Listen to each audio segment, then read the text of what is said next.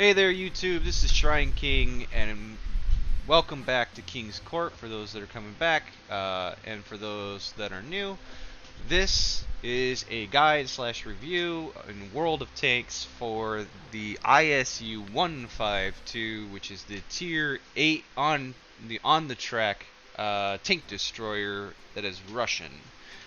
So with these, essentially, all I'm doing is a review of like what the take is, where its pros and cons are, and then is it really worth it? Is it something that you're really going to enjoy, or is it something that maybe you should try to think about free experiencing out of, so on and so forth. So then I get into a guide of like play styles that will most likely help you in performance during your matches as they come across.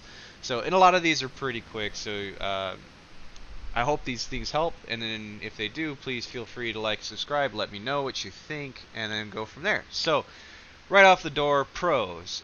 This thing gets to a big freaking gun, a very high penetration gun, and it's the kind of thing that makes people really want to cry when they take a hit from this.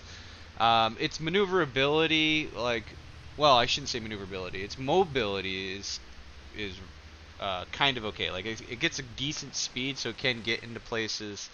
And its accuracy for Russian lines is actually not that bad. Like I've seen a lot worse. So that would actually be listed as its pro.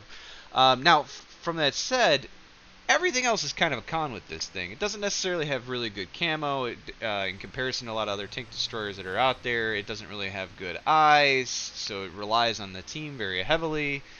And then its ability to like turn around and stuff like that. So if it ever does get engaged by enemies, that stuff not so great. But like I said, the gun on this thing's amazing when you get it unlocked, and it really, really does lay it down. Like right there, you see it as it is, almost one shot a guy. And that's the thing that really makes it a kicker and really kind of enjoyable for a lot of people that play this tank.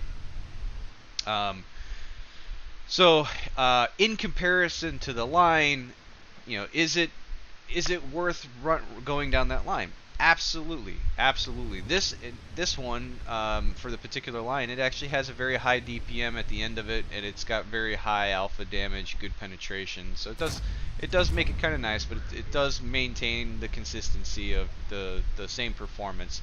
Now that said, it does have some armor, but honestly, at tier 8, because you're going against tier 9s and tier 10s, it doesn't necessarily perform as well for the armor, so most people are going to pen you. Even at tier 8, there's a lot that can pen you.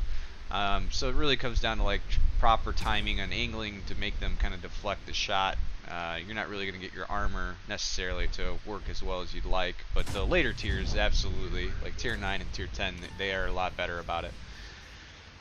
So, how to play this tank? Well, that's kind of the trick. So one, if you are going to play it, if you have buddies, I highly recommend that you play with your buddies, because like I said, you don't have eyes in this tank. So because you don't have eyes, it's really good to have someone there to kind of help you out. So you'll see that this TRV there is with me.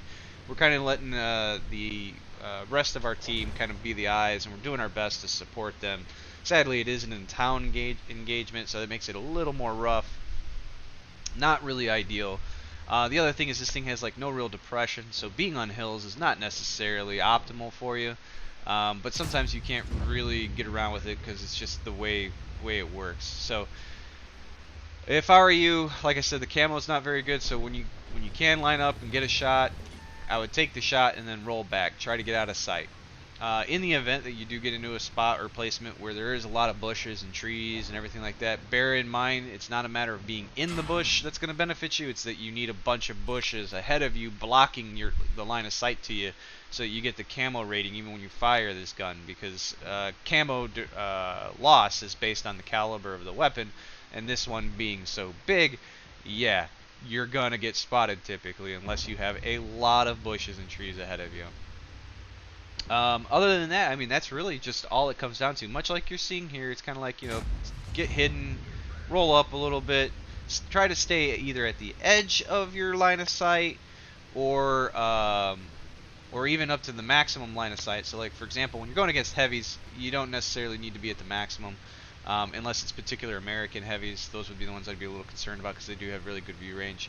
But when you know there's lights and things like that, that's when you want to, based on that white line for the mini map there, you want to stay basically around there. And then, like I said, use your team to your advantage. Let them be your eyes in the event that your team is not very good. Sadly, that makes it to where the performance of this tank kind of depresses a little bit. But try to get into the typical TD spots. Take your shot. When you do take that shot, make sure to roll out of sight or out of line of sight so that they can't actually get a shot on you. And here's a perfect example of some of the cons to this thing. So you'll see here, one, it's not turreted, so I can't just turn and shoot this guy. I actually have to try to move around, and then you'll see here, I can't get around. Like, he's in a Scorpio G, he's actually more mobile than I am, and look, I'm nothing, can't do it. So, again, hope that helps. It's definitely worth it. Definitely enjoyable during the grind, so it's not so bad. And then the tier 10 is really nice. So is the tier 9. Everyone that I know loves it. I actually can't wait to get to it. The rest of the line, down the line, is actually not that bad either. They're actually a lot of fun. So it definitely is worth it. If you compare against others, there are other Tank Destroyers that might be interesting to play. But I'll cover those in other reviews as well. Thanks so much, and I'll catch you on the next one.